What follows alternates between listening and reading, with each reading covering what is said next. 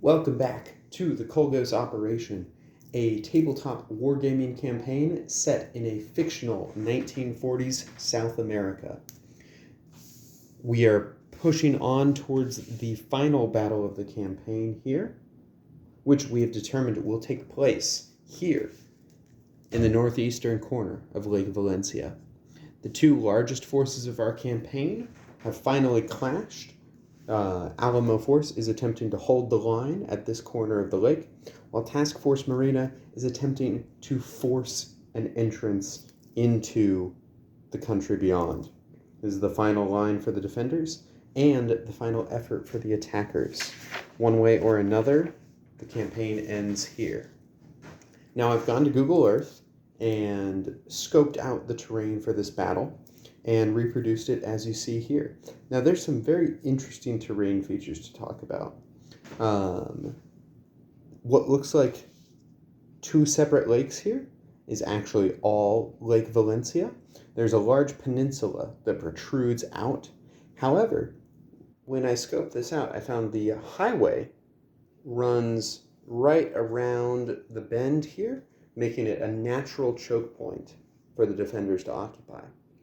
Technically, in the modern satellite image, the Venezuelan authorities have punched a tunnel through this mountain here, but we're going to say back in the 1940s that probably didn't exist. And that leads to this setup that we have here today. So, the force disposition. On the left here, we have most of the Colgosi main task force marina. We have a total of 3 infantry regiments, a scattered handful of light armor. We have 2 companies of M26 heavy tanks, a couple engineering assets, and a fairly small artillery park. Now, I went back into Excel and added up the point cost of all of that, because on the Abrusian side, we have reinforced them a little bit with some fortifications. Because as you can see up here, they're pretty light on personnel. They have, realistically, what is that? Maybe 2 regiments? A regiment and a half of infantry? A handful of heavy tanks, these 3 P26s here, and a decent stockpile, 3 companies, of very light tankettes. But they're going to need something to keep this from being a total washout. And if you recall from our campaign operations video a little while back, the front line has been static in this corner of the lake for, I believe, 3 days now. In my mind, that justifies spending some points on fortifications to help bump up their combat capability. Now, based on guidance in the Fistful of Toes rulebook, I aimed for a ratio of 1.6.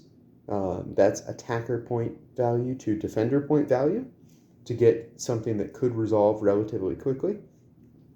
And let's see what I spent that on here.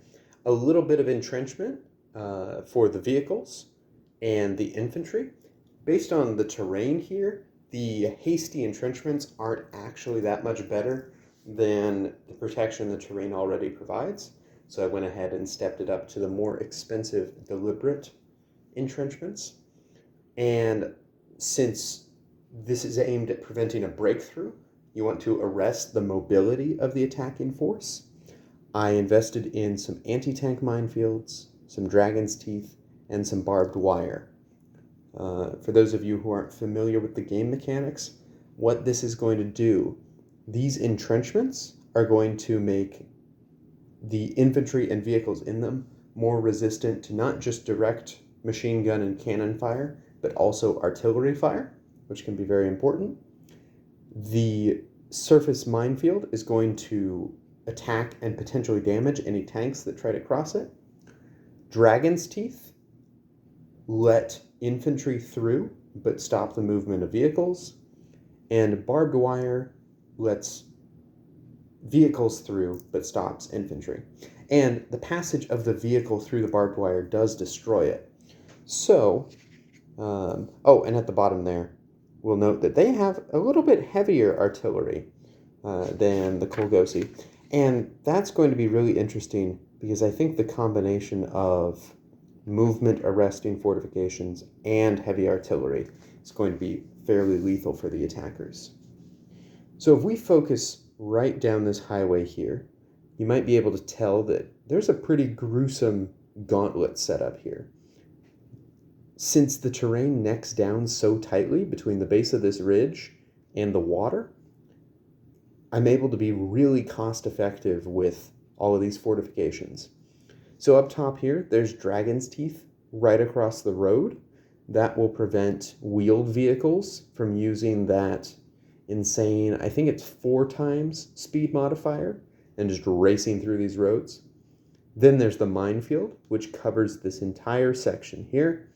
Any vehicle that wants to pass has to come through that. Barbed wire will stop infantry and trucks. Another set of Dragon's Teeth, and surrounding that I've placed the 4 deliberate infantry fortifications. So I kind of wish I had a scale copy to draw this bigger, because I think this is going to be where all of the action happens, and it's going to get ugly right there, as the entire offensive has to funnel in and is ground to a halt by these obstacles. Up on the ridge here are those 3 deliberate vehicle fortifications. All of these ridges are covered in heavy forest, but I'm going to say that there are firing lanes cleared, so these tanks can fire down, but they can of course be fired upon, because, as these guys are coming up, they can see very clearly, spots hacked out of the jungle on top of the ridge. It doesn't really matter, because those fortifications are good and strong. But then I just kind of layer the same defensive apparatus further and further down. Another minefield, take out more vehicles, more barbed wire, more barbed wire. The idea is this barbed wire at the end is more effective because the minefields take out the heavy tracked vehicles, and because those tracked vehicles are the ones that can just plow right through the barbed wire. But if those are all gone, then this is going to remain a significant obstacle for infantry and trucks. There's Abrusian infantry hiding up here in the woods here, in those fortifications there. I put the tankettes in the tree line here, to kind of pounce out in a spoiling attack once the enemy gets close to this kill zone.